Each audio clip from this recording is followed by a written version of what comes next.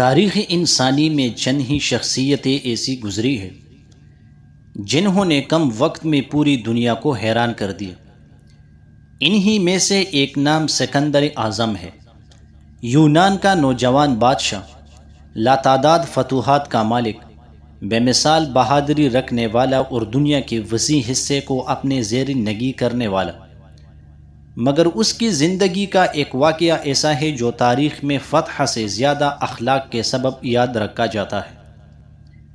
مسلمان مورخین نے بھی اس کے کردار، حکمت، انصاف اور بعض موقعوں پر اس کے اعلیٰ اخلاق کو بڑی اہمیت دی ہے۔ کچھ مفسرین نے ذوالقرنین کے بارے میں سکندر کا نام بطور رائے پیش کیا، اگرچہ اکثر مسلم محققین سکندر کو ذوالقرنین نہیں مانتے، مگر اس کے باوجود ان کی کتابوں میں اس کے متاثر کن واقعات محفوظ ہیں۔ یہ واقعہ بھی انہی میں سے ایک ہے، ایک ایسا واقعہ جو بتاتا ہے کہ اصلی عظمت تلوار کی طاقت نہیں بلکہ دل کی صفائی اور کردار کی بلندی میں ہوتی ہے۔ سکندر تقریباً 20 برس کی عمر میں تخت یونان پر بیٹھا۔ فلسفہ اس کا شوق تھا اور ارسطو جیسا عظیم استاد اسے ملا۔ ارسطو ہمیشہ کہا کرتا تھا، اے سکندر، دنیا کو فتح کرنے سے پہلے اپنے نفس کو فتح کرنا سیکھو۔ یہ نصیحت اس کے دل میں بیٹھ گئی، اسی لیے اگرچہ وہ جنگی لحاظ سے سخت تھا مگر اخلاقی لحاظ سے اس کے اندر ایک خاص نرمی تھی۔ وہ رعایا سے عدل کرتا، سپاہیوں کی غلطیوں کو معاف کر دیتا اور دشمنوں سے لڑتا، مگر بے غیرتانہ ظلم نہیں کرتا تھا۔ ایک مرتبہ سکندر اپنی فوج کے ساتھ مشرقی علاقوں کی طرف بڑھ رہا تھا۔ راستے میں ایک چھوٹی سی ریاست تھی جس کے بارے میں مشہور تھا کہ وہاں کا بادشاہ نہایت نرم دل اور انصاف پسند ہے۔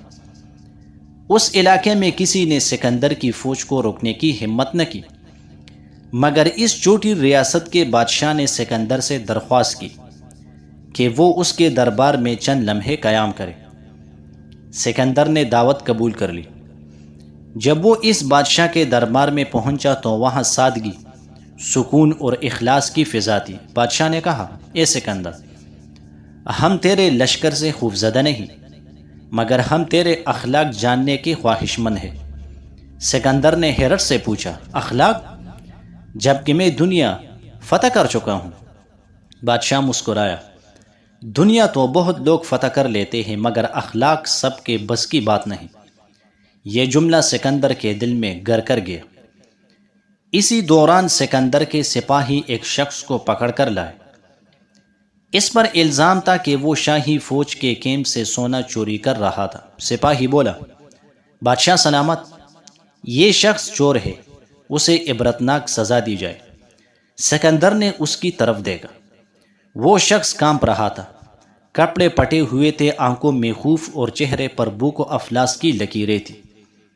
سکندر نے نرمی سے پوچھا، کیا تم نے سونا چوری کیا؟ وہ رونے لگا، ہاں، مگر میں چور نہیں ہوں۔ سکندر حیران، چوری کی اور کہتے ہو چور نہیں؟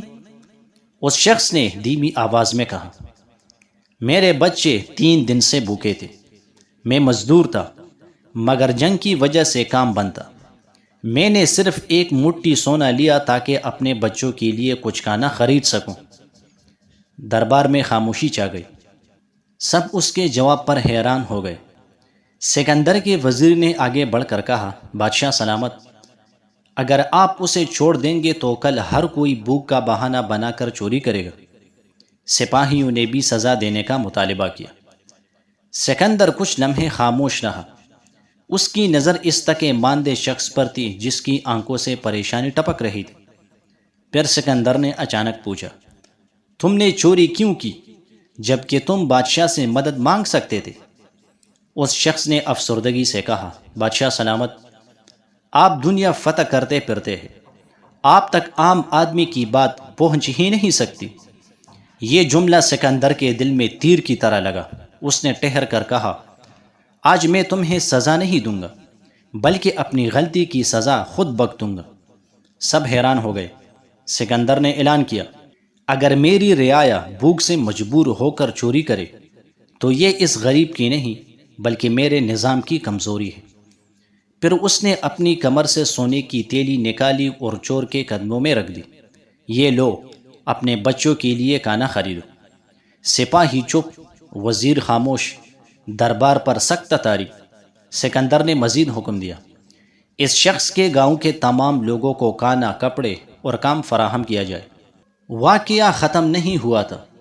سکندر نے سب سے کہا، اے میری فوج، یاد رکھو، قومیں تلوار سے نہیں انصاف اور رحم سے جیتی جاتی ہے۔ پھر اس نے دربار کے کاتب کو بلایا اور حکم دیا، میری سلطنت کے قوانین میں یہ بات شامل کی جائے کہ کوئی بھی شخص بھوک کے باعث جرم کرے تو اسے جرم میں نہیں بلکہ ریاست کی طرف سے مدد دی جائے۔ یہ فیصلہ اس دور کے حساب سے بہت انقلابی تھا۔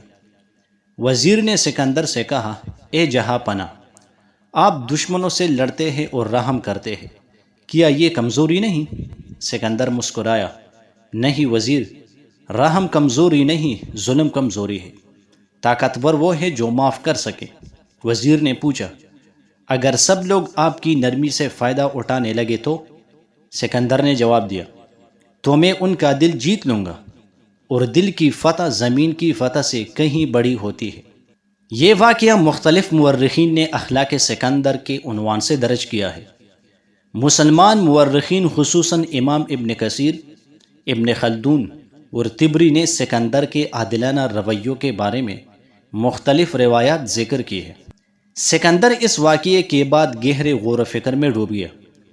ایک رات اس نے اپنے قریب ترین جنرل سے کہا، میں نے بہت سی زمینیں فتح کیے، مگر آج میں نے ایک دل فتح کیا ہے، اور یہ فتح مجھے سب سے زیادہ عزیز ہے۔ جنرل نے پوچھا، کیا آپ دنیا کے آخری کنارے تک بھی جائیں گے؟ سکندر نے سوچتے ہوئے کہا، ہاں، مگر اس بار صرف زمینیں نہیں بلکہ انسانیت کی خدمت بھی ساتھ لے کر جاؤں گا۔ کچھ دن بعد وہی غریب شخص سکندر کے دربار آیا۔ اس نے سکندر کے پاؤں پکڑ لیے اور کہا، مجھے آپ نے چور نہیں کہا، آپ نے مجھے انسان کہا، میں یہ احسان کبھی نہیں بھولوں گا۔ سکندر نے اسے اٹھایا اور کہا، جاؤ، اپنی زندگی کو بہتر کرو، یہی میرا بدلہ ہے۔ غریب شخص نے جاتے ہوئے کہا، اے سکندر، خدا کرے کہ تم ہمیشہ انصاف کے ساتھ حکومت کرو، کیونکہ تم نے ثابت کر دیا کہ بادشاہت تخت سے نہیں دل سے ہوتی ہے۔ یہ جملہ سکندر کے دل میں اتر گیا۔ جب سکندر اپنی زندگی کے آخری دنوں میں تھا تو اس نے اپنے دوست سے کہا، میں نے پوری دنیا فتح کر لی، مگر میں اپنی موت کے سامنے بے بس ہوں۔ پھر اس نے ایک عجیب وصیت کی، جب میری لاش کو دفنایا جائے تو میرے دونوں ہاتھ کفن سے باہر نکال دینا۔ دوست نے حیران ہو کر پوچھا، ایسا کیوں؟ سکندر نے افسوس سے کہا، تاکہ دنیا کو معلوم ہو جائے کہ جس نے دنیا کو بھر لیا تھا وہ خالی ہاتھ جا رہا ہے۔ یہ الفاظ اس کے کردار کے سب سے نایاب اور اخلاقی پہلو کو ظاہر کرتے ہیں۔ یہ واقعہ ہمیں 3 عظیم سبق دیتا ہے۔ اصل عظمت اخلاق میں ہے، طاقت میں نہیں۔ سکندر دنیا کا عظیم جنگجو تھا، مگر اس کی حقیقی عظمت اس ایک فیصلے میں نمایاں ہوئی جب اس نے چور کو سزا دینے کے بجائے مدد کی۔ حکمران کی اصل ذمہ داری رعایا کی ضرورت پوری کرنا ہے۔ سکندر نے نفس حکمرانی کو سمجھا کہ بھوک جرم نہیں، بھوک جرم کی ماں ہے۔ انسانیت کی خدمت تاریخ میں نام ہمیشہ زندہ رکھتی ہے۔ سکندر کی فتوحات اس کی موت کے بعد ختم ہو گئی، مگر اس کی انسانی دوستی آج تک زندہ ہے۔ سکندر اعظم کی زندگی کا یہ واقعہ ہمیں بتاتا ہے کہ دنیا جیتنے سے بڑا کارنامہ یہ ہے کہ آپ کسی بھوکے کے آنسو پونچھ دے۔ ایک حکمران کی سچی فتح قلم سے اور دل سے ہوتی ہے، صرف تلوار سے نہیں، اور تاریخ ہمیشہ اسی کو عظیم مانتی ہے جو انسانیت کے لیے عظیم ہو۔